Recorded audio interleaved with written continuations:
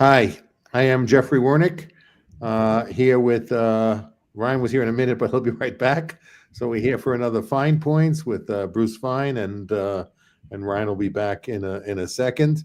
So Bruce, while I probably should have gone this when Ryan came back, so I didn't really see that he was gone. So my bad here. So Bruce, what do you want to talk about while we're waiting for Well, Ryan? I think initially we should focus on July 4th, 1776, because I think it's misunderstood in perhaps a very profound way. Although it's the American Declaration of Independence, it really is written for the entire globe, because the precepts of self-governance, the ideas of unalienable rights, are announced for everybody in the whole world. It doesn't say unalienable rights are only for people who happen to be in the borders of the United States. It says it's everywhere in the whole world. That was what was so revolutionary about the American Declaration. And it also underscores, I think, for the first time, that we do not automatically accept, and shouldn't, the idea that for the thousands of years previously, you had one person, for whatever reason, asserted control over you. Whether it's an emperor, a king, a queen, a Moses, a Jesus, you are supposed to obey. There's just one person on the hierarchy, because that's how most animals function, without ever questioning that. And here, for the first time, we said, you don't have any legitimate power over me unless I consent. That's the government by the consent of the governed. These are hugely revolutionary ideas in the history of mankind. And we lost those. I mean, people don't understand how incredible the July 4th document is. And the other thing that it underscores, I believe, especially in the time that we're discussing immigration, it established America as an idea, not as boundaries, not as ethnic groups, not as nationalities, an idea. You come here, you work hard, you play by the rule of law, and you march your own drummer. You don't assert power over others, other than yourself. You have government by the consent of the governed. But it meant really anybody could be an American. If you believe in these things and act accordingly, you're an American. And that transcended all other concepts of nationality. And Bruce, isn't it correct? Isn't it correct to say that really there was an invitation for anyone who shared those ideas to come to America? Yes, there was. And one of the grievances against King George III in the Declaration, Jeffrey and Ryan, was you're not permitting enough migration. You're stopping it, It wasn't like a withdrawal. He said, we want more. That was an invitation. You believe in these ideas, you come here. And that's why for 100 years, until the racism against the Chinese coolies building the Transcontinental Railroad came in, we didn't have any limits other than you didn't have a contagious disease. Otherwise, you can come here. That was so basically, even if you read what George Washington said, John Adams, Madison, Jefferson, there was an invitation for anyone who wanted to live according to a set of ideals as represented in the Declaration of Independence was welcome into the country. It just took them a period of time of living there to prove that they had the right to be naturalized as a citizen. But there was no such thing as an undocumented illegal person. If you want to share the American dream, come to the country. If over a certain period of time you would develop the track record, that you could then become a citizen. But if you didn't qualify for being a citizen, that did not mean you were deported after that period of time. It just meant you were not eligible to participate in the political process, but you were still considered an alien friend, able to live with the same protections guaranteed to all. And the crimes, the laws still apply to you in the same way as everybody else. And one thing you said last time, Bruce, that really resonated with me was the idea that, and this is what really makes it clear to I think people listening is, I mean, obviously, God-given, inherent aren't things that only apply in a certain area, but the way you described it was, the mindset of the government at the time was that, or the founding fathers, was that we can only apply this or control this within our controllable borders. So it's an idea that we put out to the world, but we're controlling it within these boundaries. Hopefully others will follow suit. So it's such an important conversation to see how far we've strayed from these very basic ideals. Absolutely. And if you look also, at the grievances against King George III, they pale in comparison to what we're denying trial by jury, okay, not signing proper laws that we think we needed. I mean, are you kidding? We have a president now who just decides, I'm not going to enforce the law. It's truly stunning. It was revealed, I believe, last week. The Attorney General has written to numerous companies that are supplying services to TikTok in violation of the law to say, you know what? Don't worry. I'm deciding that the law is illegal. We're not going to enforce it. You're home free. I mean, this is despite the fact Article 2 says one of the obligations of the president is to take care that the laws be faithfully executed. Yeah. This law was passed by an overwhelming majority of both parties in Congress, right? Yes. And the Court of Appeals in the District of Columbia they said it's constitutional. And then the Supreme Court asserted it was unconstitutional. So Congress passed it. The Court of Appeals, the second highest court, affirmed it as being constitutional. The Supreme Court, the highest court of the world, confirmed it as Supreme Court. And our Attorney General said, forget what Congress had to say, forget what the Court of Appeals had to say, forget what the Supreme Court had to say. The only person who really has the authority to determine what's legal and illegal, what's constitutional and not constitutional, is the president. The president's word is the only word. And basically, what Congress has to say, and then the Supreme Court has to say are suggestions. They're nice opinions to have, but their opinions are completely irrelevant to the governance of the country. I mean, that's basically, is that more or less a summary of her letter, correct? That is exactly true. And also, what's truly frightening is there's no limiting principle. She could say that with regard to any of the thousands of laws in the U.S. Code. Which is the idea. Which is that's the definition of a king or an emperor. Exactly. I decide whatever I want to enforce, and whatever I don't want to enforce, I don't want to enforce it. And it's okay if Americans out there maybe disagree with our perspective or her, but that's okay. The difference is what we're always talking about here is that the process is what's important in this. And the idea is that she's like, I get where people's minds have been manipulated into, where they've convinced themselves that the deep state, they just decide are Democrats somehow, which I think is ridiculously naive, but that they have somehow bastardized all of this. So the only way around it is for them just to go, well, that's illegitimate. But see, that's ignoring the process. So my point is always is that at best, you're doing the same thing they are with, you think, good intentions. That's a path for destruction every time, and you're being tricked, I might add, by the people in power. Again, let's reinforce this point. The point she said, because I really need to reinforce this so it's clear to everyone, is the Supreme Court's words are irrelevant.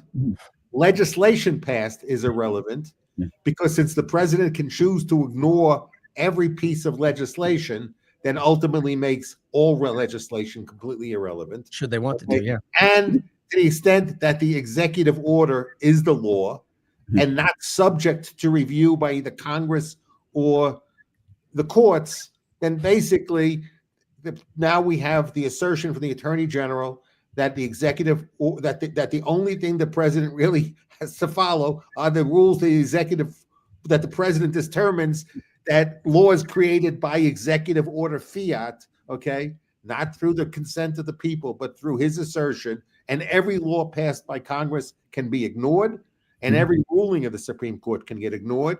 And the Supreme Court said, basically, if you ignore all the rulings, we can say you're lawless, but outside of mouthing those words, there's nothing we can do. So, the Constitution allowed you to be lawless, unless Congress, impeaches you. And then the question is, if Congress impeaches you, maybe the executive order will basically say the impeachment was an unconstitutional act. Right. And then the question is, he will ignore the impeachment. Who will have to enforce the impeachment? Okay. Exactly. If Congress votes to impeach him, who has to enforce that?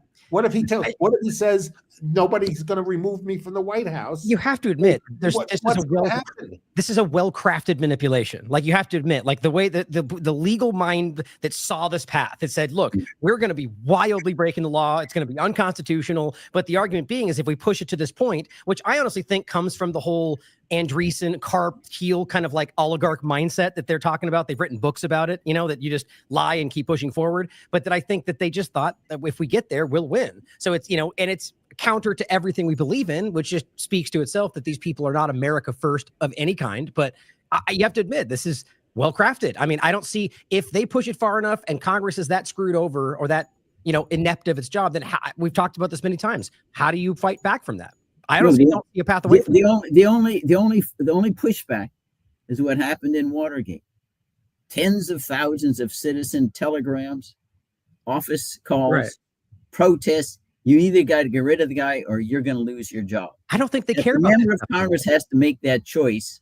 They'll choose themselves. Mm-hmm. Now, the issue is, can we awaken this idea of citizen obligation to have them speak out? Because, I mean, you don't need to be a trained lawyer. I didn't need to go to Harvard Law School to understand that you can't let the executive branch decide its own powers. You can't you can't be a judge in your own case. But they have a mandate, Bruce. It's always going to say you can do whatever it wants. That's why you have separation of powers. This is a very simple idea. And again, it's so obvious what the Pam Bondi, the Attorney General, has said is, we can ignore every single law that we wish to, and you have no control over it. And she says that's part of the Commander-in-Chief, national security. I mean, these are lunatic arguments. All I can say, when I was at law school, if I wrote those answers in a law school exam, I would get an F, right? It wouldn't even pass in the lowest law school curriculum. And that's being said. And if you have, however, a docile, weak, anemic citizen obligation, that's where we are. Yeah. If we are the last guardrail, and it goes back to a similar situation in the Roman Empire, recounted by Tacitus. The worst crimes were dared by few, willed by more, tolerated by all, right? They could see it, but they didn't do anything. If we don't speak out, and I'm not saying go out with AK-47s, we still have rights to petition for redress of grievances. Make your voice heard. It's so much easier today. Walk to your congressional office, email them, write them letters, make a phone call. Their local offices everywhere. One voice isn't going to do it, but collectively it counts. It counted in Watergate. Anyway, that's what we have to do. Otherwise, I think we're done. I mean, when this isn't even a front page story that what Pam Bondi's doing. And then I said, there was over the weekend or whatever. This is, again, it's front page story of the Washington Post. Oh, experts think Congress and the courts have given the executive too much power. I said, really? Are you Rip Van Winkle, who has been asleep for 20 years? This has been in plain view for 2 decades. And now you're kind of waking up to it? Where are you? Right. Well, my suspicious mind is always that, like, when it's one of two things. When the media is addressing something that, like, it's just self-evident, it's because it's either in their interest to do so because of whatever's guiding them, or because it's opportunism. They recognize it's too far over. If they don't cover it past a certain point, they lose even more credit. I don't think it's because, I guess what I'm saying is, once they start pointing to it, I think that's past the point of no return for most cases, and that's not, but I think you're right. And I think we just need, in any circumstance, to marshal as much pushback as possible from the people. But I'm just very worried that they've pushed us beyond that point, and I just, that's where I think a lot of people are kind of coming to right now, and why this gets so chaotic. But all we can do is speak up about it, Yeah, and I think that's why, Ryan and Jeffrey, why it's important to focus on July 4th, to summon the American people. These are your duties. You have these unalienable rights. Government by the consent of the governed, the rule of law. Everyone has individual dignity. You can march your own drum, or you're being told, no, you have to do X, Y, and Z. The government controls your entire life. You could be deported because the president decides it. And that, unfortunately, that's not what happens on July 4th. Everyone has a barbecue and they do the fireworks or whatever. And they ignore the fact that these are probably the most important philosophical ideas in the history of governance. Right. They said, okay. It's bread and circuses. It's the same thing. We've been given the flashy lights and the and the excitement, and so people have lost sight. It's the same conversation as somehow weirdly convincing Americans that governments gave us these rights, as opposed to outlining inherent rights. I mean, these are slow manipulations over years. But I'm genuinely, on a positive note, of the mind that most people aren't really falling for this stuff anymore. I mean, look, everyone likes a celebration, but I really do think it's part of the Republican kind of ploy the way I see it. Using these ideas to try to trap them for the next lie is the way I would argue it, but it still has used the ideas. And so people still believe, even if they're being convinced that deporting people or violating constitutional rights are the way to get there, but they still believe in these foundational ideas. So it was kind of a gamble, I think. And I think they've lost. But what I'm trying to concentrate every day on is how do we marshal I that? don't see that people believe in the ideas. So I know, and you and I differ on this point. I know what you're saying.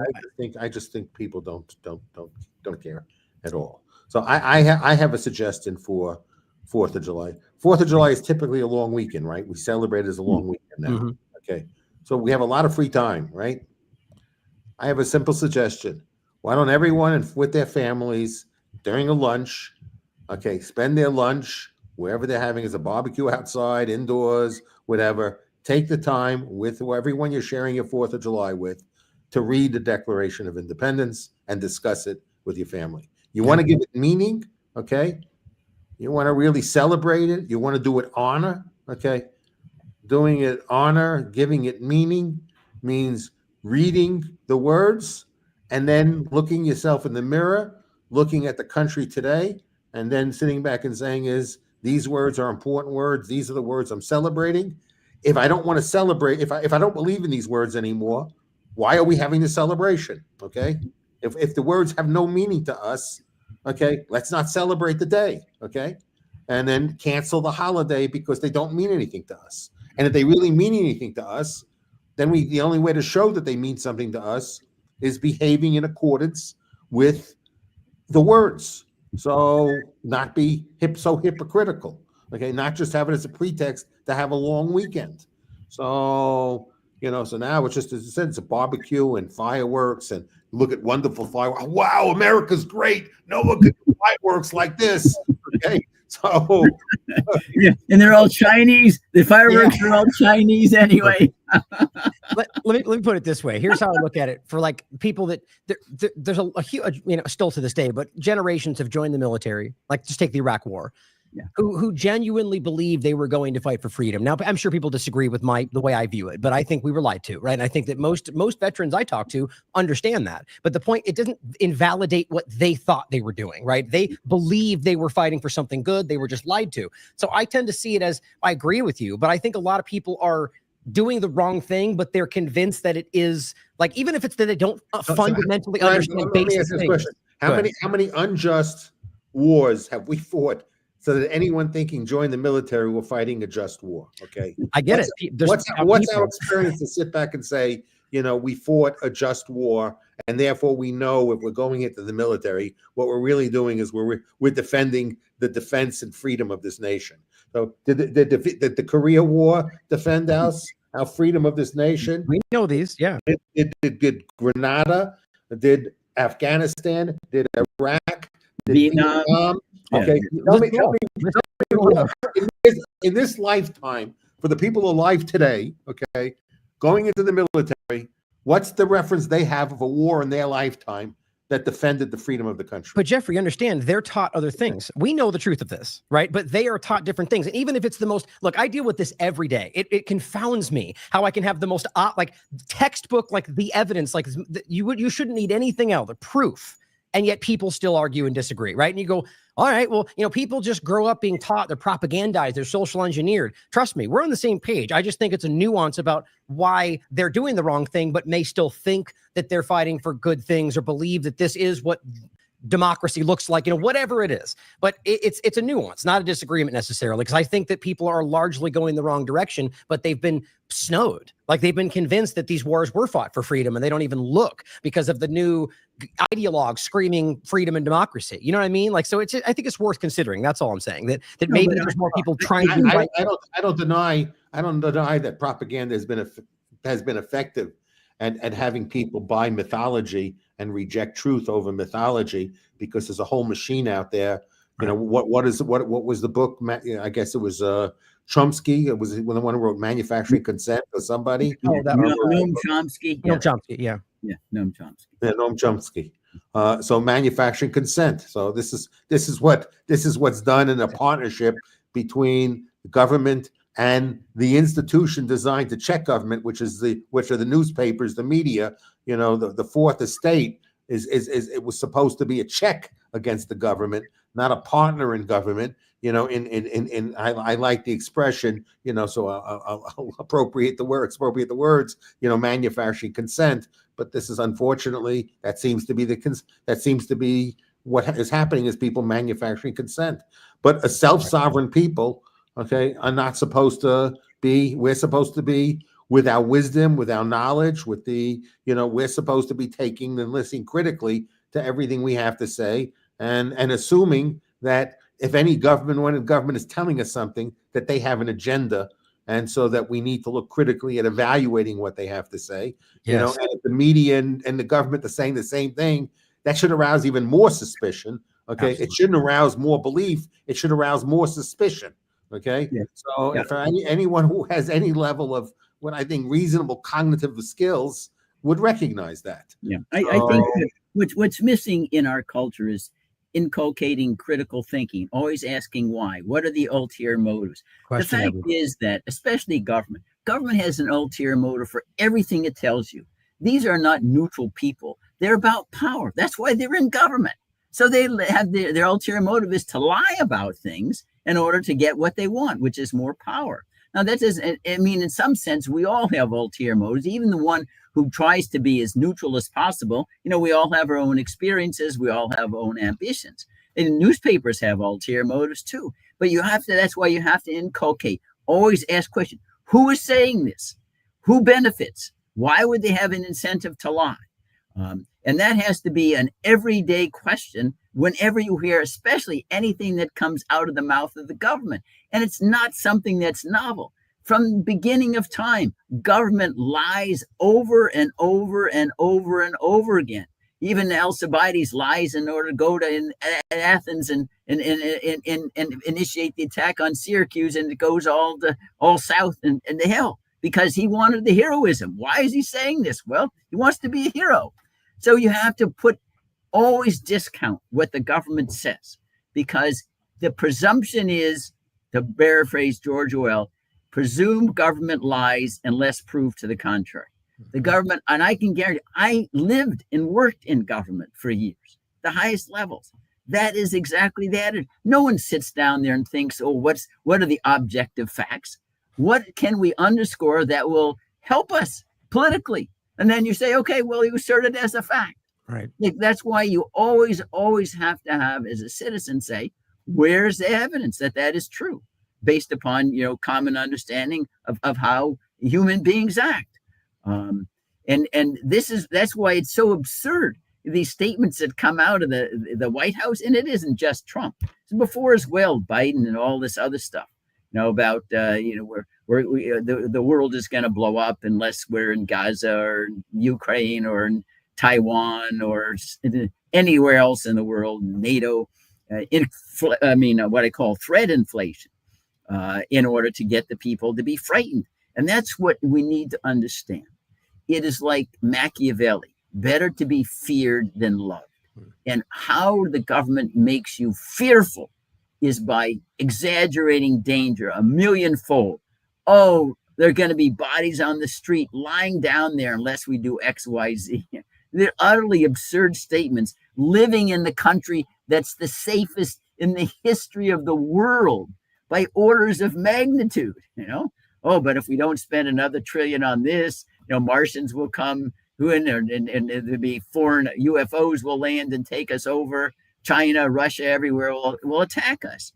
And that's how they keep all the money and all the claim to power. We need to tell them that's just nonsense. We don't believe you. This is all the Chicken Little. The sky is falling down. Today we get the same propaganda. Yeah, and I think that's the issue today, is that people have, it's leaning in from every possible direction. The Chicken Little point that everything is the end of the world. Every story is the hair on fire, clutching your pearl. And it's.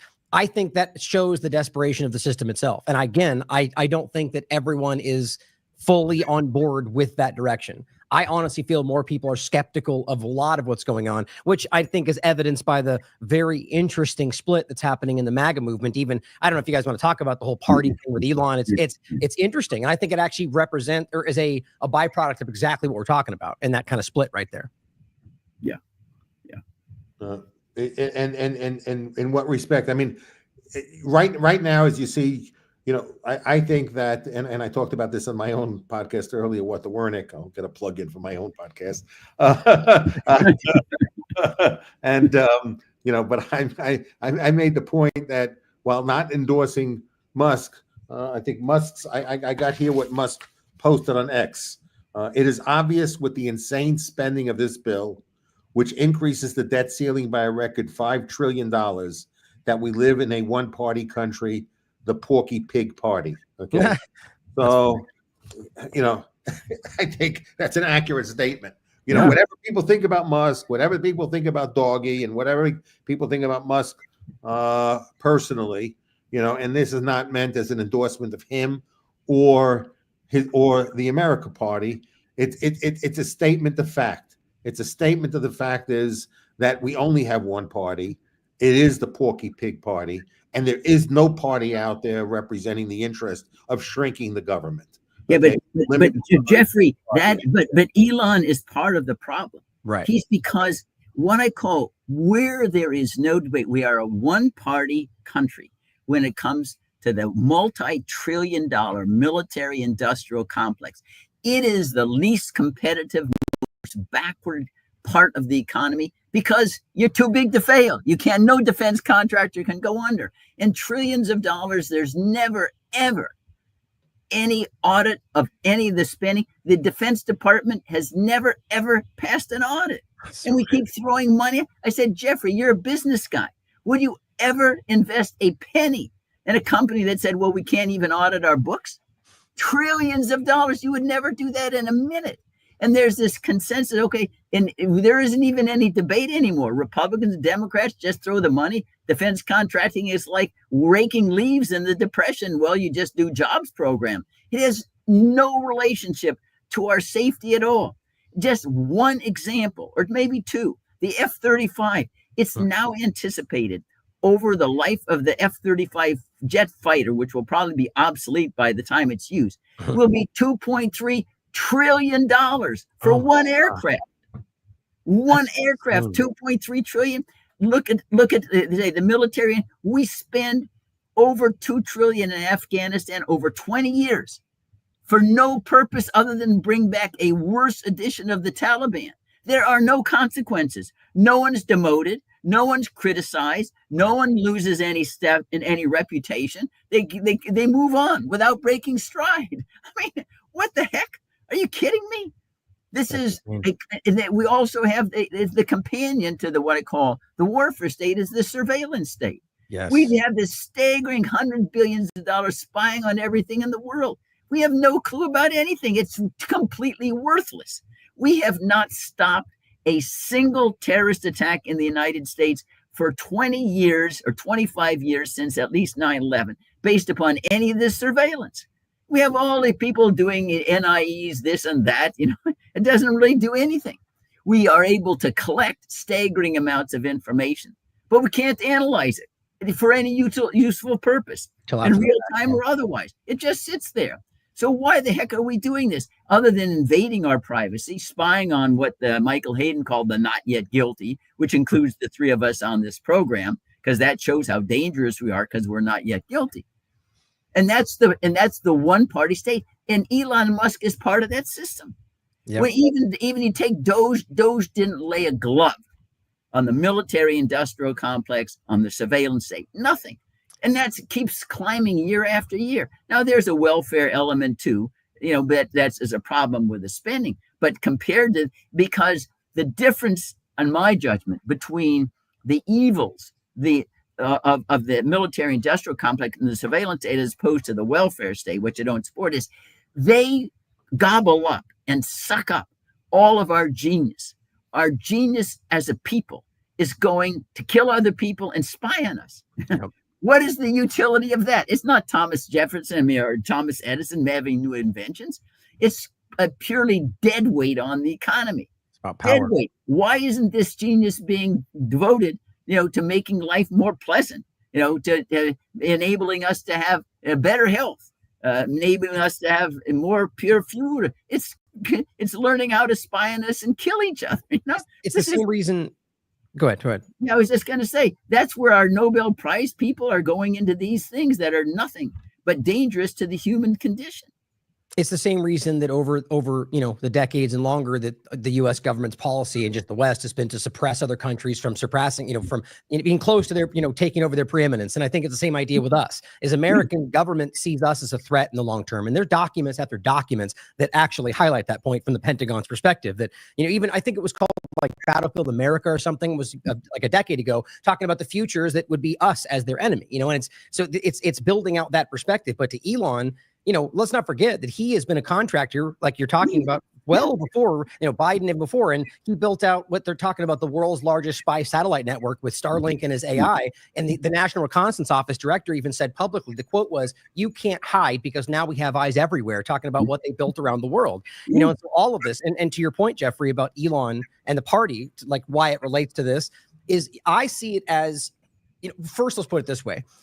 I'm with you, and I agree his statement was true, and we should go, yes, that's true, regardless of who says it. But always be on guard, in my opinion, about the truth being used by deceptive people to get you to give them support for the next kind of manipulation. And so Elon, I 100% see as part of the problem. Now, it's possible that he was involved with all this and suddenly saw it for what we see it. And I hope that's true. My point is to separate out the validity of the words from the speaker of the words. Absolutely. Every time. I agree with that. That's always, we always have to do that because he's right. You don't want to discredit the concept because the speaker is. Yes. You need to separate out what the words mean in and of themselves, independent of who said those words. 100%. That's why I said you don't have to support Musk. You don't have to support his party. But he made a couple of interesting points. There is only one party. It's the Porky Pig Party. Correct. The $5 trillion increase in the debt ceiling, it's seen and insane. Okay. Fiscal insanity, yes, it is. And both parties are a member of that Porky Pig Party. Okay? So now the question is, given the fact that we have one person speaking out who has a larger voice than most people saying this, then you have a president discrediting the concept of both a third party, and objection to the one big beautiful bill, and they assassinate the credibility of the words by attacking the author. Right. And that's what we should avoid doing. Okay. Can I quickly finish up? Listen, I agree, Jeffrey. We don't want to. What would be wonderful is if somebody gave, Massey, a whole bunch of money, and if Massey could really get 10 or 15 people, okay, to be voting as a block, and this is a point I also raised in my what the Wernick was the fact is what made the Tea Party successful. The Tea Party only was a small group in Congress. They wanted to stop Obama's spending, and they successfully did it. We got sequestration. The period where we had the greatest fiscal responsibility, to the extent that you call it fiscal responsibility on a relative basis to any other year in this century, were the two years that the spending was subject to sequestration, and that occurred because the Tea Party operated as a bloc. They were not a majority, okay, but they had a lot of leverage because the margin of difference between Democrats and Republicans was so narrow that they were the marginal voter, okay, that could swing it, and they were blocking. And then therefore the Republicans had a choice. Do we have a debt ceiling quote crisis, where we can't increase the debt ceiling, and then we start having to then use the funds that we have available and maybe default on our debt or reduce the spending so we give priority to our debt service, and then we cut off a whole bunch of government services? Or what are the trade-offs that we impose on us in order to avoid the debt ceiling, because we have this block of people that are not going to blink? So what happened? Because the Tea Party would not blink, the Republicans blinked, and we got sequestration. And during that period of time, we had a slow growth in the increase of government spending. So imagine what might have happened, if Massey could have kept that block together, which unfortunately he couldn't have kept together. What might have been the outcome here? When we might have had, a much better bill. We might have had a much more fiscally responsible bill. And so really the point that Musk is making, with 8, 10, 15 seats in Congress, we can make a material change, okay? If those people agree to operate as a bloc, and they have one focused mission: shrink government, shrink spending, shrink the intervention, the intrusion government has on that. We just need one small block, okay, that can accomplish that. So those points that Musk raised, okay, are valid points. And They are. Trump, and Trump Jeffrey, Trump I think doesn't it's even not, want to be talking about those points. yeah, it's not. He Listen, wants to make it about Musk rather than the message. Okay, Yeah, and what right, we got I to do is agree, we got to extricate Musk from it, and focus on the message Yep. and extricating Musk from it. Yeah, but they can but Jeffrey, they can reinforce each other. I agree. We don't want to do ad hominem attacks to get you no place.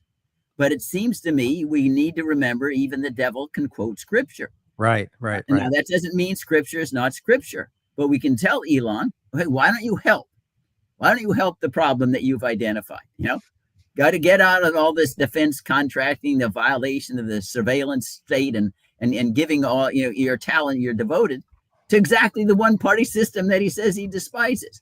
It doesn't mean to say he's wrong. He says you're right, but why don't you be the first one to help cure the problem? Right. This is part of it. He's not the whole thing, but it's something that's not attacking, and that's not an ad hominem attack, but you're part of the problem. And you need to recognize that. And why don't you walk away from all these government contracts and devoting AI, which we know is going to be captured by the military-industrial complex for sure. We're going to have AI wars.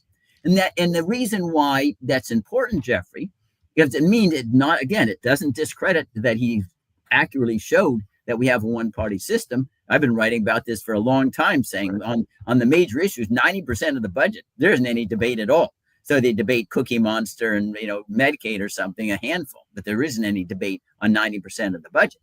But putting that aside, the reason why we always have to be skeptical is ulterior motives. Do we really think that Elon Musk is motivated like the signers of the Declaration of Independence or James Madison, that he's going to promote some new? Now, that doesn't mean that he's wrong, but it means, hey, if you're going to give power to anybody, you want to be pretty clear what their motives are. Otherwise, you need to back away. I'm not singling out Elon Musk, but all these people, they're all sociopaths. I think you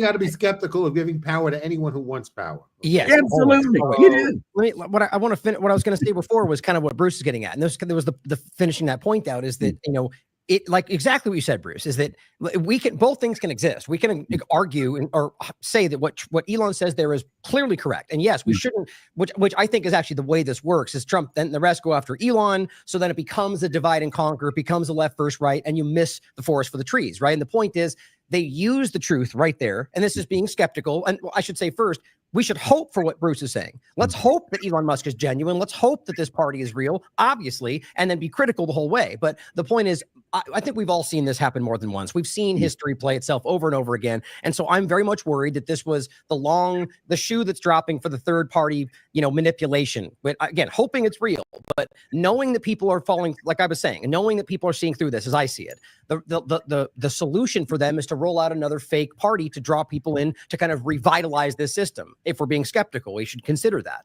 And so that this is using the truth.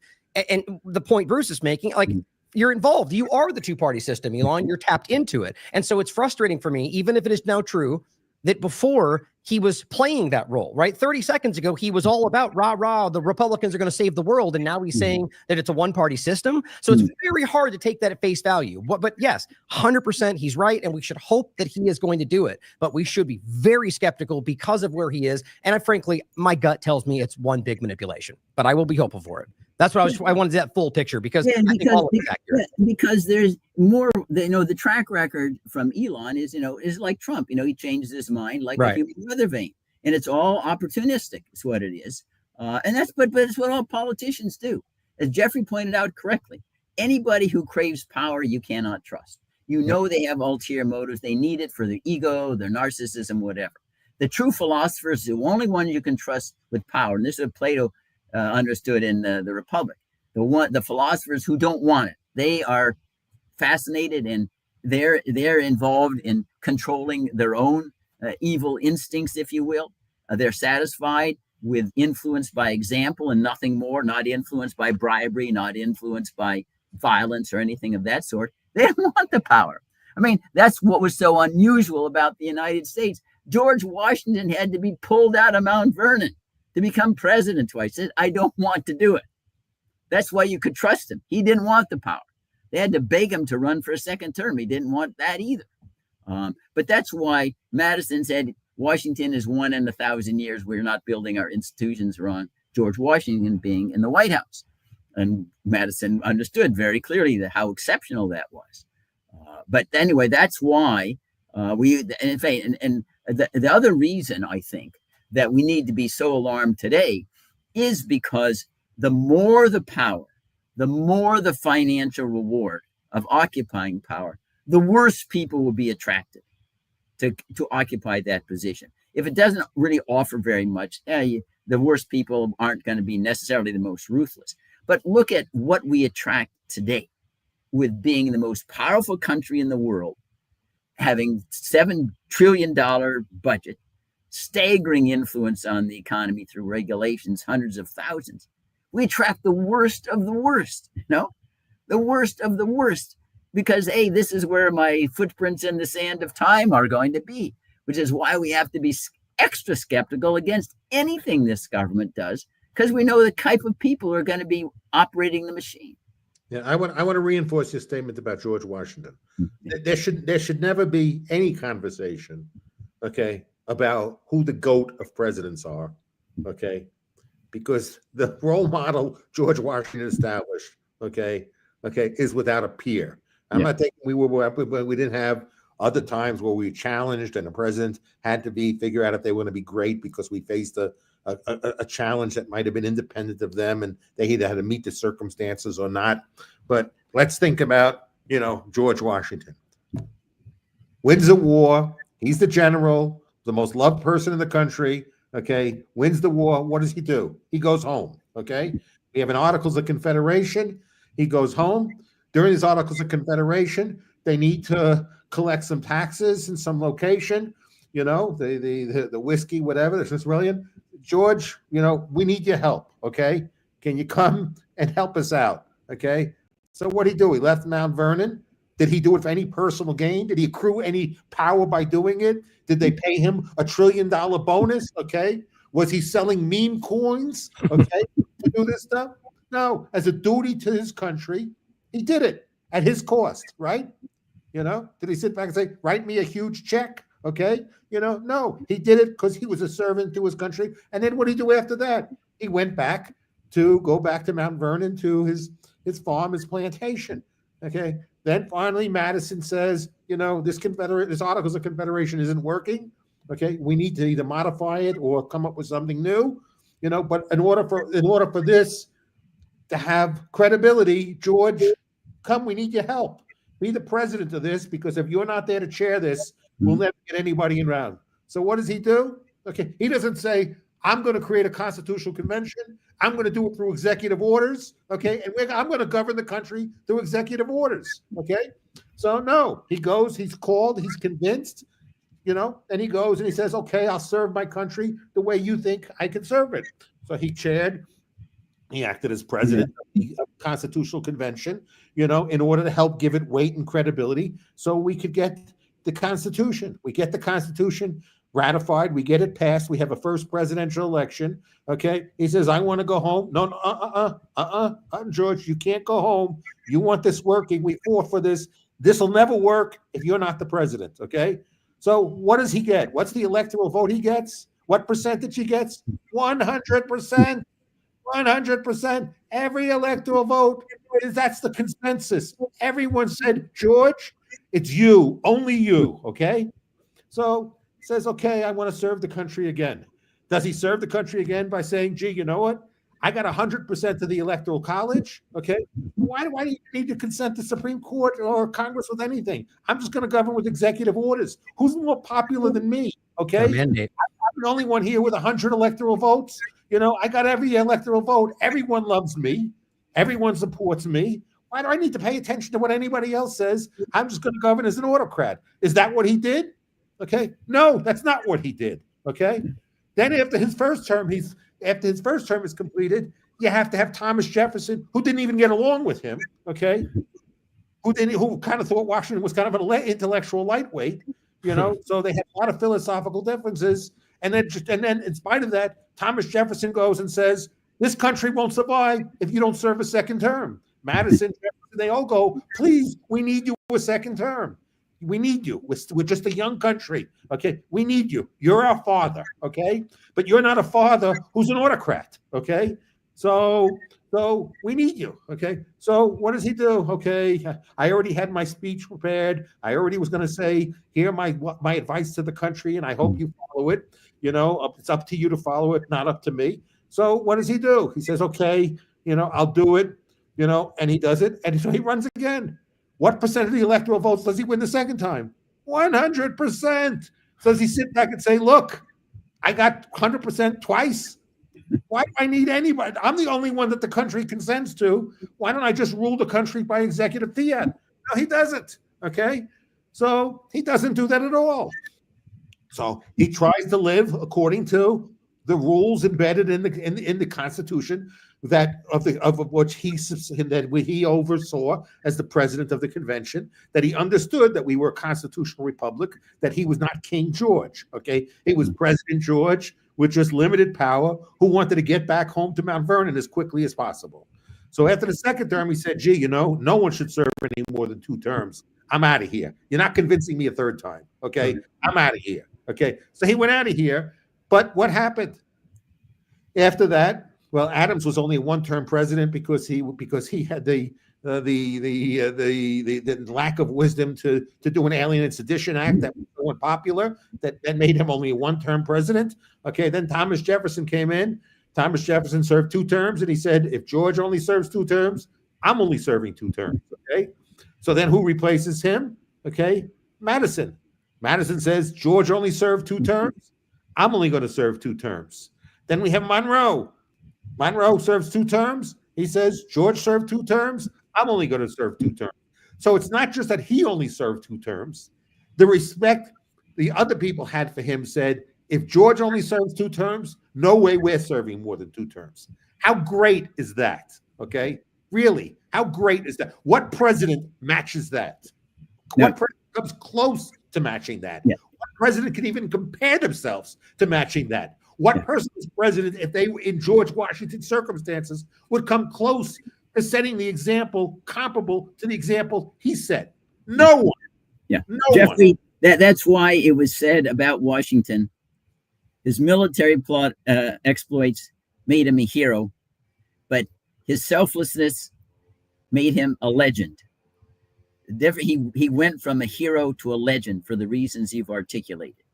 And one of the things that he said, again, with regard to his obligation to faithfully execute the laws, is very prominent when he was told, well, he could go to war on his own against Indian tribes. He said, no. This is a very famous statement. He said, the Constitution entrusts the war power to Congress. Therefore, I cannot ever use the military offensively until Congress has deliberated upon the matter and authorized that. Now, we know, given the reasons of his popularity that you've articulated, Jeffrey, he could have said, the hell with that. I'm just commander-in-chief. But he said no. He understood what the war power is about because he's at the Constitutional Convention. And the one thing that you omitted, Jeffrey, perhaps by inadvertence, when he is at the Constitutional Convention, and there became times that the delegates became testy and they were difficult and coming to compromise. He's the one that stood up and said, let us raise the standard to the wise and honest may repair in coming up with this document. Let us raise the standard to which the wise and honest may repair. He doesn't say, hey, let's write something so we can all get sinecures and get rich and powerful and famous. This is truly a giant in the history of politics. And again, that goes back why he is the only president who is a legend, more than just someone who was an extraordinary president otherwise. And that's why it really is amazing when you think that Washington was a little bit older than the demigods around him, Jefferson, Adams, Madison, whatever. And yet they, even though he perhaps lacked some of the intellect, 100% of them bowed to Washington. 100% of them knew he had no ulterior motives, and they paid enormous respect to him. And that shows you what a great man he was. These are not dupes. Jefferson is not a dupe. Madison is not a dupe. Hamilton is not a dupe. Adams is not a dupe. But they could see a figure dealing with him on every day who was completely and pure in his motivations and is fighting for the principles that were articulated in the Declaration of Independence. And that's why it really is almost obscene for Donald Trump to suggest he's now greater than George Washington. I mean, I don't even have words to describe how completely obtuse and absurd that is. Can I ask you both something? You both seem very knowledgeable about the history and, in general of this country. Let me ask you something in your opinions.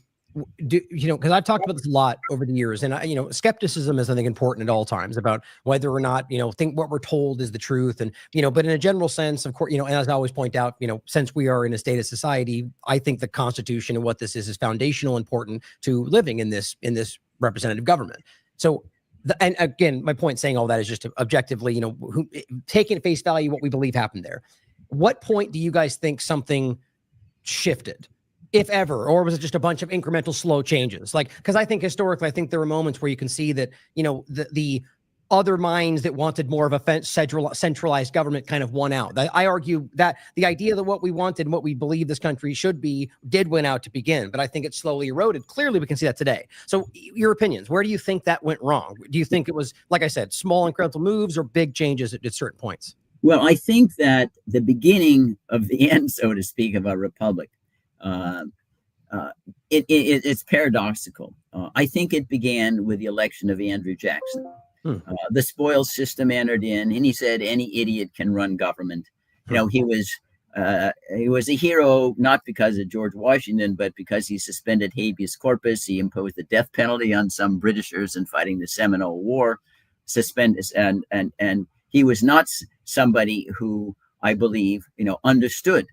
And he wasn't raised. He wasn't present at the creation. At the time of the founding. Imbued with these ideas that are enshrined in the Declaration. John Quincy Adams, his predecessor, was. John Quincy Adams grew up at the feet of James Madison, Thomas Jefferson, John Adams.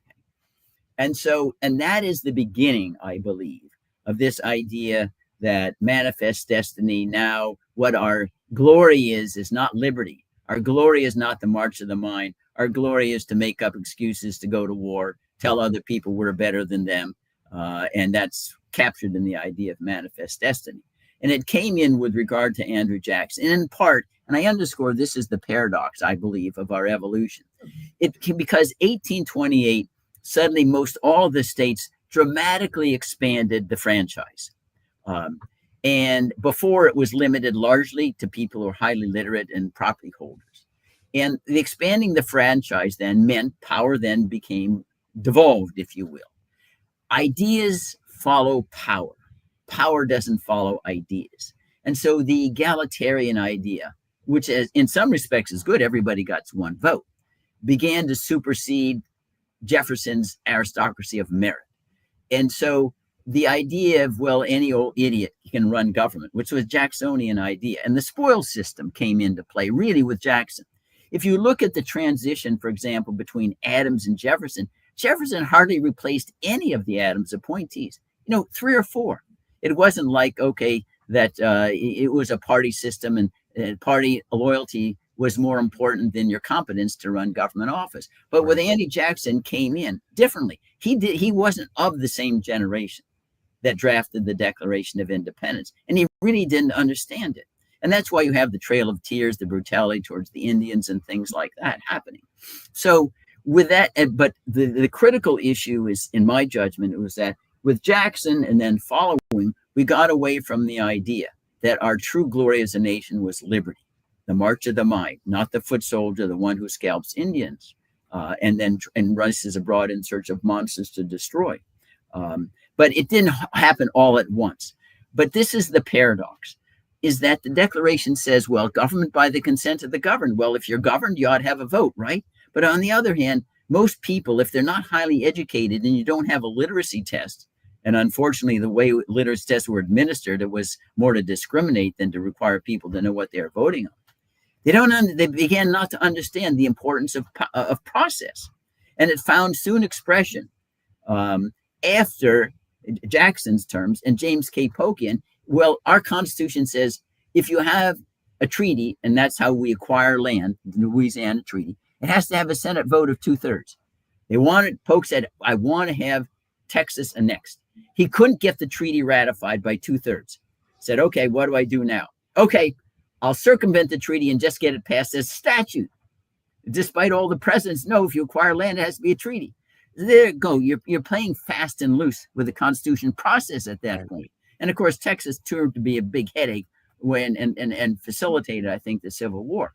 And then it's not long after that when James K. Polk, he just lied about an American soldier being killed on American soil to get a declaration of war against Mexico. It was a flat out lie. Abraham Lincoln introduced spot resolutions that, see, Mr. President, tell us what was the spot on American soil that the American soldier died. Polk would never answer because there wasn't any answer to the question. But anyway, I think my view, Jeffrey, is that, and Ryan, is that the beginning of our loss of virginity, so to speak, is 1828. And then it then accelerated over a period of time thereafter. Yeah, I think it accelerated. I agree with almost everything Bruce had to say. I think Jackson was the transformational candidate that moved us into another direction. A populist, a nationalist, which the founders were not. I think, how could Jackson and other people become successful? Because by the time they ran, most of the people who were from the founding generation had died. So the authority figures representing what those words really stood for, you never had the author of the words defending their own words anymore. So the authority of those words diminished, given the fact that the authors were not around to defend what they really meant, and so the words really were rewritten, or reinterpreted to mean something that the authors didn't intend them to mean, and the authors were not there to defend that anymore, nor was anyone else. So there we started losing our soul, and this was observed by, if you read correspondence between Madison and Jefferson, they already were recognizing this during their lifetimes. So they had already were writing and saying, gee, you know what, given what we see now, we maybe we should have done some things different, in the Constitution. So Madison at one point maybe said maybe we should have ranked choice voting. He didn't use those words, but basically the equivalent of ranked choice voting. They discussed later, well, nullification, something we need to do. A mistake not to limit, the issuance of debt and the ability to, to roll over debt. And so they began to have these conversations saying we already failed. Unfortunately at that point, because they were not sociopaths, they were not psychopaths, none of them wanted to get back into the public arena and say, I want to be the God again. They were just two intellectuals who said, gee, we had our time, and we're writing to each other. And they wrote to other people as well and saying, gee, isn't it a shame what's going on right now? So, but they didn't want to force them back into the public eye. They retired. So they had a level of humility, and they were now just informed spectators, not happy about what they were seeing. But again, none of them wanted to come out because they meant the words they wrote. Okay, this was a system which was responsible. They meant, as Benjamin Franklin said it. Okay, it wasn't Washington's job to keep the republic. It wasn't Madison's job to keep the republic. It wasn't Jefferson's job to keep the republic. It wasn't Ben Franklin's job to keep the republic. What Madison, Jefferson, in their correspondence, what they acknowledged ultimately is they left the document. It's now up to us. Okay. Yeah. So, and we failed. Okay. So, and we failed. They left it up to us. And the outcome we got was what Ben Franklin, predicted. He said, we're going to leave it up to you, but what will inevitably happen? What inevitably happen is you'll be corrupted and you'll have a despotic government, because that's the government you'll need and that's the government you deserve. So because of that. So do you think he meant it as deserved though? Or the like we talked about in the past shows about the inevitability of this being what power inevitably ends here. And like, I think I would argue that if we did fail, it's in the enacting the part of this that allowed us to alter or change or move the government when it gets to that place. Because I mean, that's where I think my view is that the only way that we could have survived is by focusing far more on insisting on education. Only educated people understand the importance of process. If you're not educated, you think personalities are everything. Someone is going to save me. The process is not important. And we just, the federal government was limited, and the states simply did not follow that path. I mean, I say, if I were a statesman, that's the only two things I think government should do: educate, and with the best teachers and no cost. But if you don't stand up and participate, you flunk out. That's your problem. And it wouldn't be grading on the curve, absolute curves. You come here, you learn, that's it. And that's what you should feel benefited, not feeling that you're somehow being lassoed here. Race to it, and then prevent invincible self-defense. But unfortunately, that's long gone. Education now is to tell you, what gender you belong to, or some other drivel. You don't even know how to critically think anymore. Now, the other observation I would make about why I think 1828 is a turning point, when Alexis de Tocqueville came and he wrote his famous books on democracy of America, he had earlier visited the United States around 1802 with Jefferson. And he comes back in the age of Jackson and Van Buren. He says, "Where'd all the leaders go?" He said, "I used to come here, and these great leaders, where are they? They didn't exist anymore." And another transition, I think, that speaks volumes is John Marshall, who was with Madison in the Constitutional Convention to ratify in Virginia. And he's the fourth Chief Justice, but the most important one, appointed by Adams. He dies in 1836. And he's there, I think, faithfully interpreting the Constitution in these major cases. Who's he replaced by? Roger Brooke Tawney, a Jackson appointee who later on in Dred Scott says, white people don't have to give any rights to blacks, even if they're free blacks, that it's wrong to prohibit slavery in the territories. That was the transition under who? Andy Jackson. That tells you a lot. And John Marshall passed from the scene. Yeah, that's why I would pick that era as the beginning of the end. I think both of what you guys added there is important, and I hope people will think about that and like play it back and think about, because what you highlighted are documented points in history, but I think you can overlap every one of those points, which you both were doing on purpose, with what's happening today and what we can see today. And it's alarming, and how clearly and how rapidly we've lost, what we think we have here. But, I think that we're building in that direction right now in such a rapid way. And I think that we're going in a place to where they think that they can stop us from being able to influence that possible change, like that. It's the culmination of the power we're all talking about. Like the obvious endpoint is for them to get to a place to where they're so powerful that none of this matters anymore, and I think it represents in every choice they're making right now. Yeah, I would just point out again, because I believe that it's the going abroad in search of monsters to destroy that's critical. Once you have the war power, it's all over. In times of war, there's no law. It speaks volume. John Quincy Adams, who was really the last, if you will, of the founding generation, he violently, he didn't use violence, he opposed the Mexican-American War. He said, this is stupid, wrong, it's illegal. The Congress passed a resolution saying it was illegal. He also was against the gag rule, that prohibited debating on slavery. But he was the last one. He passed away. No, there was no one else. So all these arguments then basically became silent. Where do you think that came from? Like, it's weird. The way you're describing this is you see this time of legendary men, that stood up against these things, that changed the world in a positive way. And then it seems like there is just this next guard that just went the other direction. Why do you think that is? I mean, were they just that unique, or was it something else? I think, like most issues that are important, it's never seldom one answer, but I think it's a combination, and it has a paradoxical element, as I mentioned before.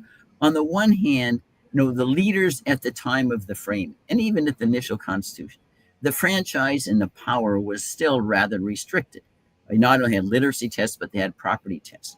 So the power was occupied by people who were responding to those who had a lot of wisdom. It wasn't appealing what later on would be called the sans-culotte during the French Revolution. And the other element that was at work is that all of those leaders, they grew up, their formative years are being at the end of the bayonet. They're not in the power, right? They're seeing all the powers being abused by King George III and the Parliament. So they saw government from the life of persons who are being oppressed, right? Because they were being oppressed and their lives were threatened, right? And so their view of government was different. By the time you're Jackson, the opinion leaders are the ones who are in power. They're the ones who are looking at government from the ones who are exercising the power, not the ones who are the victims of the power. But the second thing that's equally important, I believe, is that when the franchise became widespread, I say the history of ideas is a history of ideas following power. Ideas reflect power. Power doesn't reflect ideas. And therefore, you started to get the lowest common denominator idea. So instead of George Washington say, yeah, you really need to be talented and selfless and wise to be president, it was, okay, if you drank apple cider, were born in a log cabin and scalped Indian heads, you're qualified to be president. Okay. And so by having this lowest common denominator then come to dominate politics, you ended up with something that has no resemblance to the understanding of the framing of the Declaration, the Constitution. And that's where we started to go downhill with the annexation of Texas and then the Mexican-American War. And even after that, we were already thinking about, well, can we invade Cuba? You know, the Austin Manifesto, and going at that point, we're just looking around. Are there ever areas of the world, at least initially, where we can conquer and make slave states or this or that? It had nothing to do with liberty. And also, if we think we have freer and more independent today than the colonists were, I want to do this thought experiment. Okay, if we take a look at the literature that predated the Declaration of Independence, if we take a look at the arguments James Otis made in public, of Samuel Adams made in public, if we take a look at Thomas Paine's publications, if we take a look at what George Mason wrote again prior to the Declaration of Independence, what Richard Henry Lee wrote in the Declaration of Independence. Okay, how do you think Trump and Pam Bondi would treat the authors of those documents today? Right. If people wrote those words, what do you think would happen to them? Okay, they'd be in Guantanamo. Okay, so without a trial, they'd be domestic terrorists. They'd have no trial. They'd be sent somewhere without trial, and yet then they were free to write these documents. Okay, so what kind of independence do we think we have? The colonists had more ability to speak freely about changing government without being accused of treason than today they would be accused of treason. So we have the illusion of that we are really free and we're really independent. Okay, we have no idea of what the founders considered freedom and liberty and what they considered tyranny, and they would be appalled, maybe not surprised, but they'd be appalled at they fought, they handed this document over, and to observe the tyranny of today. Okay, we got nothing to celebrate. Okay, we don't respect the Constitution. We don't disrespect the Declaration of Independence. We respect nothing about the history and the people who created the country that was made great because of their act of creation, and we've just been consuming off of it. Okay, like the fourth, fifth generation of a very wealthy family, where you haven't dissipated all the wealth. But to extent, while we think we haven't dissipated it, we have, because we're a bankrupt nation, because we've accumulated a whole bunch of debt that we have no capacity to pay. Okay, it's just the fact is that we've been able to pass that bankruptcy on to future generations, who will have to suffer the consequences of us living large at their expense. So that's why, again, when Ryan gets back to sit back and say is, no, I think this is a horrible generation. I think we get the government we deserve. If we allow ourselves to be influenced by flim-flammers, scammers, despots, demagogues, that's our responsibility. This government gave the responsibility upon us, and we failed. Okay, Jeffrey, I think to show the difference between, then at the time of the founding and now in terms of the liberties, we revolted against the stamp tax. Now, the stamp tax wasn't trying to censor anything. It's just you impose a tax on newspapers and literature, right? And we said, no way. That's kind of, it's a obstruction of our ability to read and write and think.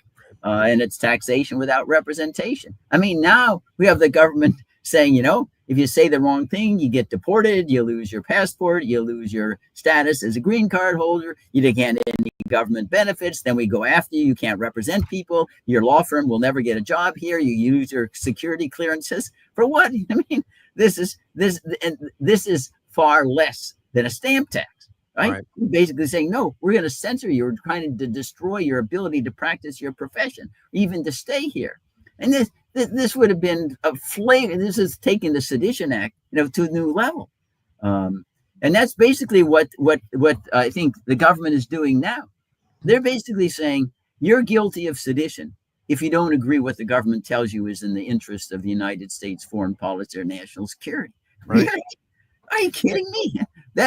This is a Sedition Act, which even in New York Times and Sullivan, the U.S. Supreme Court said was unconstitutional on the day it was passed in 1798. And that's what we're living under right now.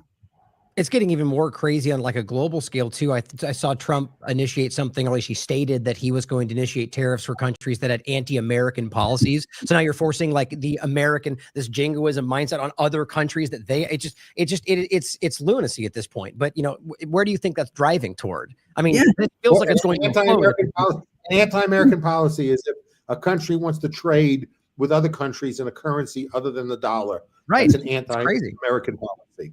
Okay. No, or if they don't want to be annexed, if Panama wants to retain sovereignty over the Panama Canal, that's anti-American. If Greenland wants to be part of Denmark, that's anti-American. Anything that we say, it gets really absurd. Like Trump saying Canada is anti-American because they're little dribbles of fentanyl that come through the border. I mean, they're tiny compared to what we're doing ourselves. Americans are always helping them. So basically, we're in one-man rule. Anti-American is what Mr. Trump doesn't like at that time and place. And I go back, and what is really terrifying, Ryan and Jeffrey, no president has ever surrendered power back voluntarily, ever. His successor has not given us this power back. It's either impeachment or we're done. That's the only way you can deter a president from usurping all these powers. They will never give this power back. And on that obvious note, then, if this is only going in the wrong direction and it's only going to keep getting worse, they're going to grow their power. With Trump now, 6 times stating that American citizens could be deported. The last time being discussed, and I don't think we've talked about this, about the State Department's focus. I think it was just the government's focus on removing naturalized citizens, U.S. citizenship. And when asked in front of his, I think it was at Alcatraz, asked about that, he said, well, born here as well. He included that. So opening the door to just anybody, are we actually going to get to a point to where Donald Trump or whoever's in power starts to try to arrest, remove citizenship from Americans? And let's talk about alligator Alcatraz. There's a law, federal law and a state law, that representatives, Congress have oversight, duties, responsibilities, obligations. Okay. And they don't need to give prior notice in exercising those duties, obligations, and responsibilities. So alligator Alcatraz opens up. And again, these are for detained people. And there's a standard of which the Department of Homeland Security is supposed to treat detained people. They're supposed to be given food. They're supposed to be able to take baths. So there's a standard of humanity that is supposed to be guaranteed by Homeland Security when they detain people, because recall, they're not criminals, okay? These are detention. These are not convicted criminals. Right. They're not in prison. They're being detained without having yet committed a crime or accused of committed a crime. Correct? Right, Bruce? Yes, so that's right. These people are detained, okay? So while they're detained, they're supposed to expect a humane treatment given the fact they are not yet criminals, okay? And therefore, the experience they should have in detention should be significantly better than in a jail. And even in a jail, we're not entitled to cruel and unusual punishment. So let's just say, so the bar is higher in how there's an obligation to treat people who are detained. Okay. So they build this facility, or they reconstruct this facility that already existed to be now this detention center. Okay, so it opens up. There's a photo op opportunity for Trump and Cristian out Nome. So they leave after the photo op, and then members of the Florida delegation go in to then look to inspect it, and they're told they can't go in. Okay, so for security purposes. So it was secure the day before for Trump, but it's not so secure for them coming in. And this seems to be the instructions given by Pam Bondi to not get anybody access to these facilities unless they give prior notice. And of course, what's the intention of giving prior notice? So they can create a photo op when they do want to go inspect. You know, the whole point of what makes inspections to be useful, to be productive, is the concept of it being unannounced.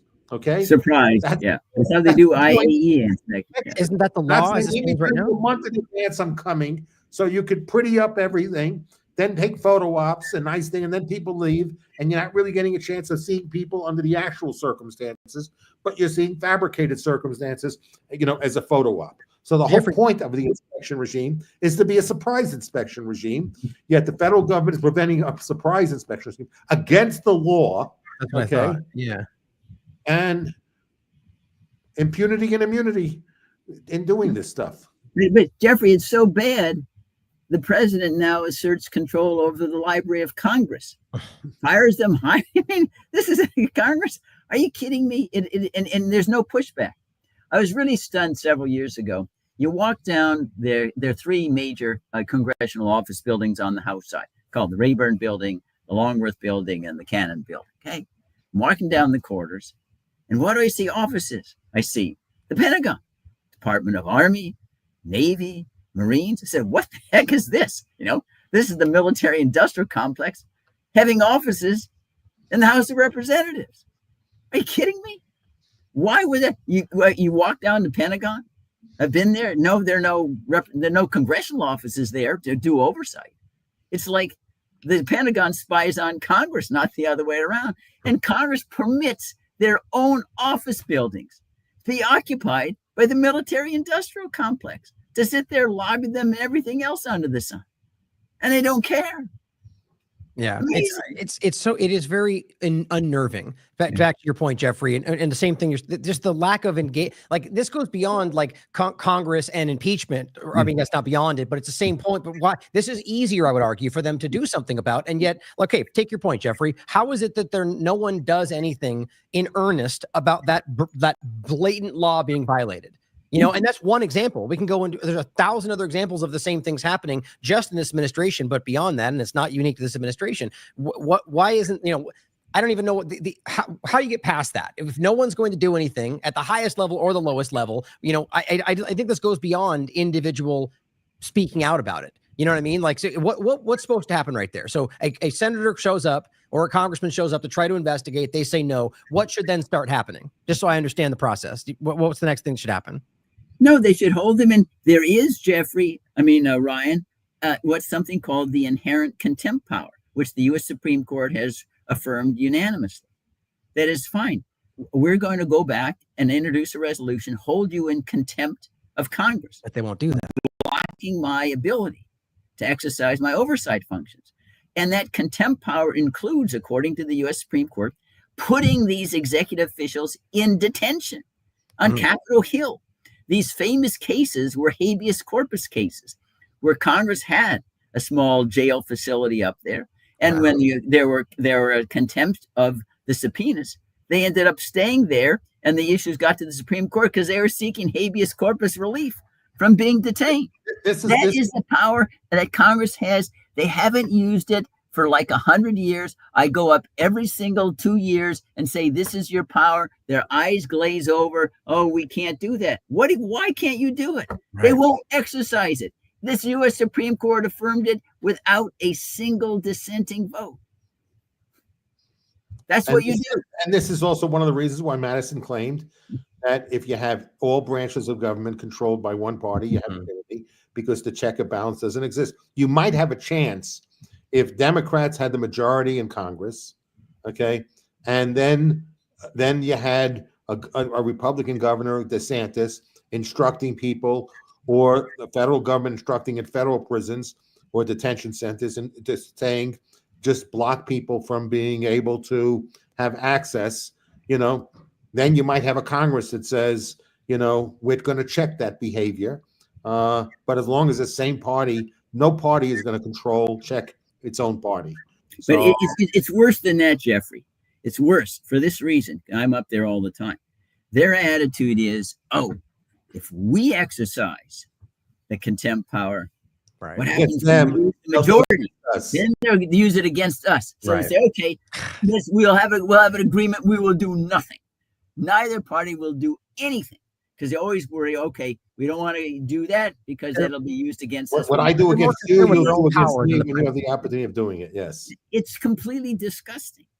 It's great. They're more concerned with their own power than the principle. That's the core idea is that they don't care about, it's more important for them to succeed than it is to do what's right. And that is overtaken the people. Party first. Exactly.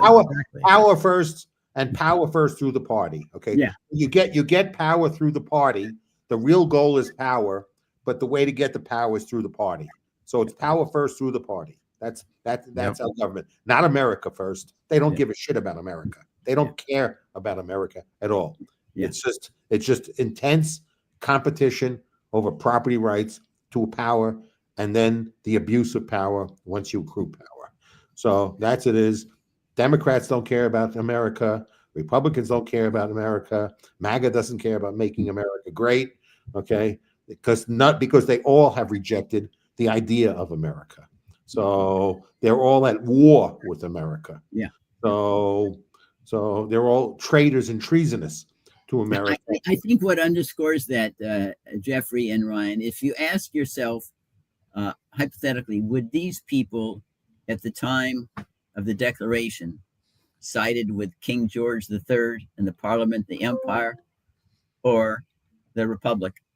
They had all been on King George III's side. Right. For sure. We can say that with virtual absolute certainty. All the ideas that they express. How can you claim, if you would have been fighting for King George III, there's one thing you're not. You're not an American. Now, I tell you right now, if you ask them, they would tell you they'd fight on the side of the rebels fighting the power, right? But what's interesting, if you look at the principles of what they're doing, they would just be simply sold on the idea that King George was fighting a secret deep state or something, and they'd all jump on side of the, that's the idea today. That's the problem, is that it's easy to convince them, as long as it's on the side they think they're fighting for, that the logic is there, as long as they're, that's what you just said, Jeffrey. It's the party. It's Trump first, not America first, but they've been convinced that is the same thing. That's my point on top of it. That worries me. It's a problem. If they're convinced, it's because they're completely ignorant, and they're completely ignorant because they choose to be completely ignorant. Yeah. So I think your observation, Ryan, shows it's the difference between understanding, America as an idea, as I explained, these precepts, as opposed to a personality. If you don't know anything, you think all politics is personalities. Somebody, the savior will come for us, right? And that's where we are today. Everyone thinks it's great, and it's on both sides. Biden will save us, Harris will save us, Obama. No, America's an idea. Just clinging to the idea is our deliverance, if you will. Not anything else, not a personality. I just said this to a woman online where she made that point where somebody was arguing about, it was about Massey and how Massey was more principled. And somebody just said, the people that were riding the coattails in 2016, they're the real MAGA. And I made that point that, it sounds to me like you think MAGA is a team or a group to be boxed out of. It's a principle. It's an idea. And the fact that you're defending it like that shows that you don't even understand that core point. To everyone's agreement here, I think that's the majority of that problem right now. That's what they all seem to believe in. It's just whatever the winning side does, Yeah. So, can I, oh, good. No, I was just going to say again on this idea, I want to amplify it because it's important to repeat, because too many people think this is just a Trump problem. It's not. Mm-hmm. And I've maybe related this before. After the 2008 presidential election in the lame duck period, November, I went to Congress and said, Cheney and Bush have usurped all these powers. You need to pass resolutions saying you disagree, and these were usurpations. The answer was Obama is going to give us back all of our power. And of course, he didn't give back any of it. In fact, took Bush Cheney to a new level with the drones, the illegal war in Libya and Syria and whatever. Okay. So this does, and again, Obama is not kind of an evil person, Adolf Hitler, but it shows the limitless power that is exercised by anyone if you give them that authority in the White House. So we just have to understand Trump is not the end. He's not the high watermark here. His successor is going to take it to a new level. And if you don't understand the process and you still think it's personalities, you think a new personality coming in, not Trump, he's going to give back the power. Wrong. That's why you have to fight for the process now. You can't wait. Exactly. I was just going to bring up one other point. I have to probably get out of here soon, so I want to see if we could discuss the MS-13 overlap. And I think we previously talked about the previously discussed deal Bukele made with MS-13, right? And the back channel that's been pretty widely discussed even on corporate media now. But the recent addition to that, which is the Trump administration dropping charges against the leaders of MS-13, I thought that was a really interesting kind of very clear point to showing you as they're framing people as being MS-13, but dropping charges against the leaders or the guy we talked about who's giving testimony against Garcia, who is a proven trafficker. Yeah, right. These are convicted ones. Yeah, these aren't just people who have been charged. They've been convicted. They've been found. It shows you that this is just theater. They just picked out Abrego Garcia. He's going to be kind of the flagship. He's the poster child of how bad these illegal immigrants are. And everything else goes out the window. So they got to make this stick. So they do all the deals with the most horrible, despicable people that show that absurd. You really not care about MS-13. Because you're doing them favors, in order to get their perjured testimony. I don't think it's going to win. I think it's going to be clear that these people are lying. But anyway, it shows the total, complete lack of principle and ruthlessness of this administration. I go back. It's all theater.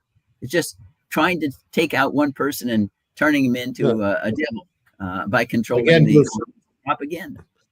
Again, Ryan, as you bring this up, then again, as you're saying, Bruce, I think again reinforces the point here. How could any court, given the track record this administration has with respect to showing complete bad faith, the lies they're willing to tell, the narratives and stories and tales they're willing to craft, where the means, the ends justify the means. How many observation points do we have to have for when anyone who represents the administration goes in front of any court, how any court should take seriously anything any of them have to say? Yeah. I mean, why should anything they say be given the benefit of the doubt in any court?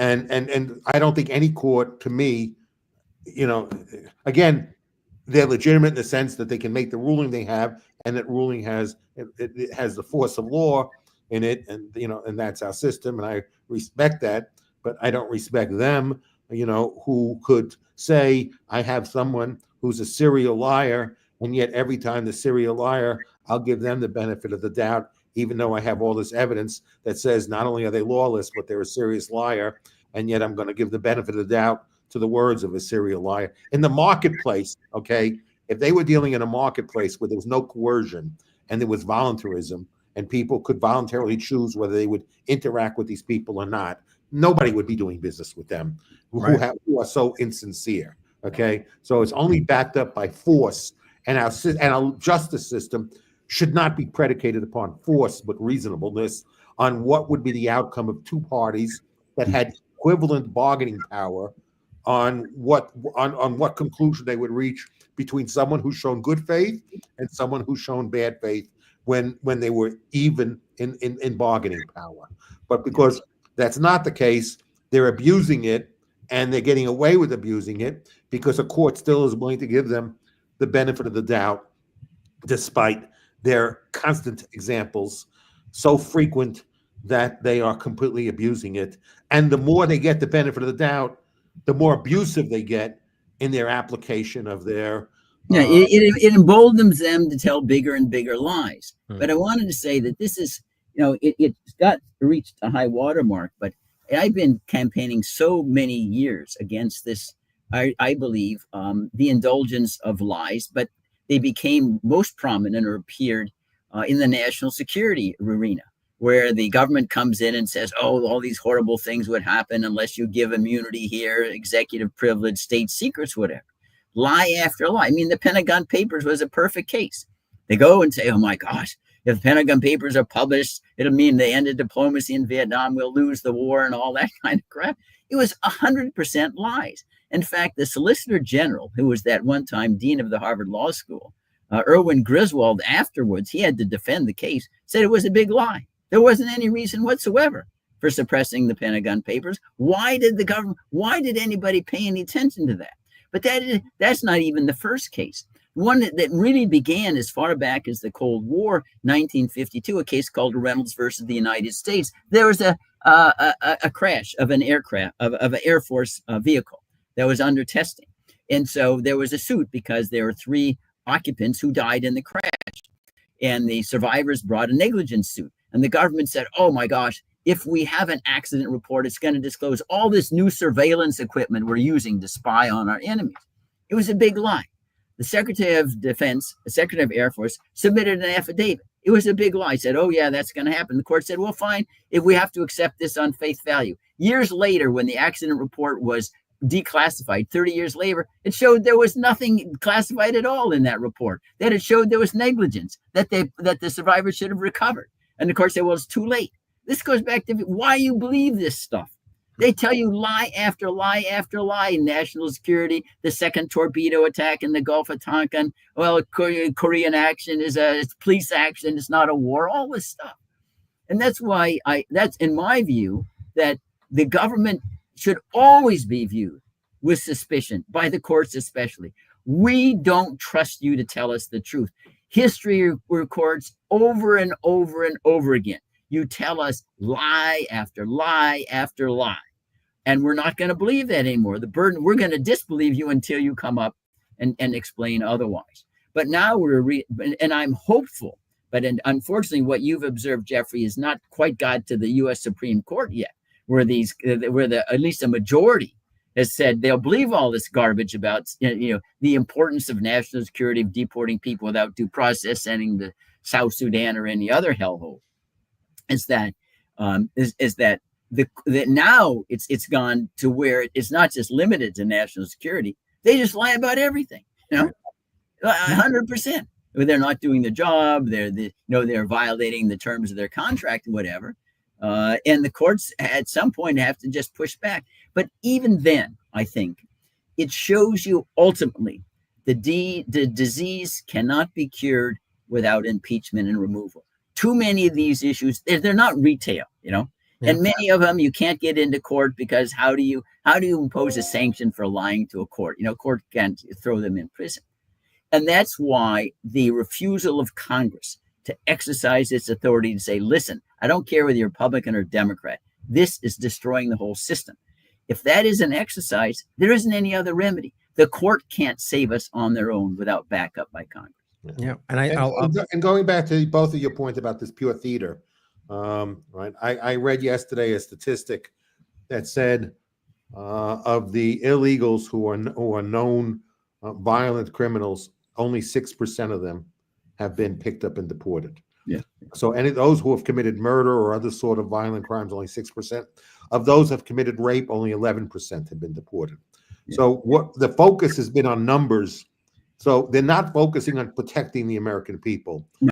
They're focused on reaching a number, and they're just looking for the easiest target that doesn't make us safe. So their promise was they would go after the worst of the worst, but they're not. And or if they are, they're terrible at doing it. Okay, because we still have 89% of the rapists are still free, and there doesn't seem to be much focus on picking them and looking for them, and 94% of the murderers and other violent criminals are also free, and there doesn't seem to be much focus on that. And as a nation, I also read about half the murders as a country are unsolved. So we don't seem to want to put resources into finding violent criminals. We don't want to seem to put resources into finding rapists. We don't want to put resources into finding other murderers who are a threat to us, whether they're legal or illegal, however they're here, they're committing violent crimes against us. We're not putting more resources to find them. we're picking more resources to pick up people who have never committed any criminal offense and who are not even criminals, to the extent that many of them, just because they're undocumented, that's a civil infraction. So we decided to take a budget equal to the size of the total Russian budget for military spending, hunting people who are not criminals. Okay. Right.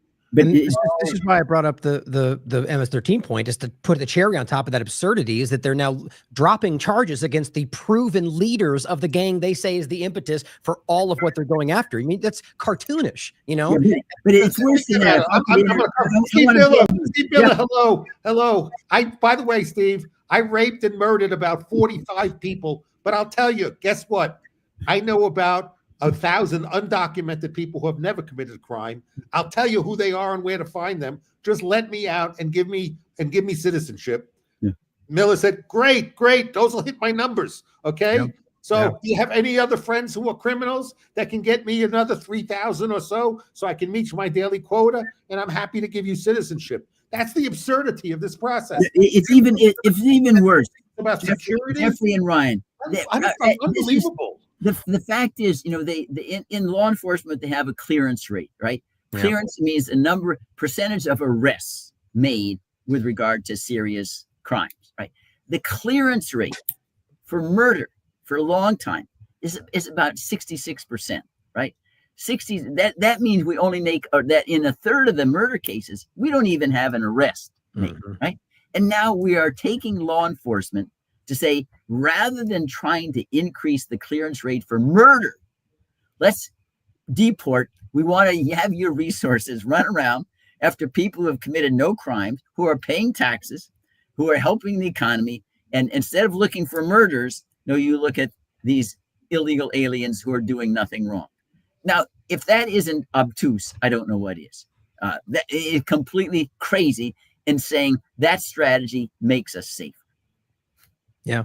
Well, I'm going to have to break off here, guys, and get ready for my other interview, but I'll leave you with a quote that I can't remember if I said this last time, but since it feels like it makes sense today, and it's one of my favorite because it's from a Republican. And I think the idea is that today, both sides seem to put this blind faith into the person that they believe they should follow.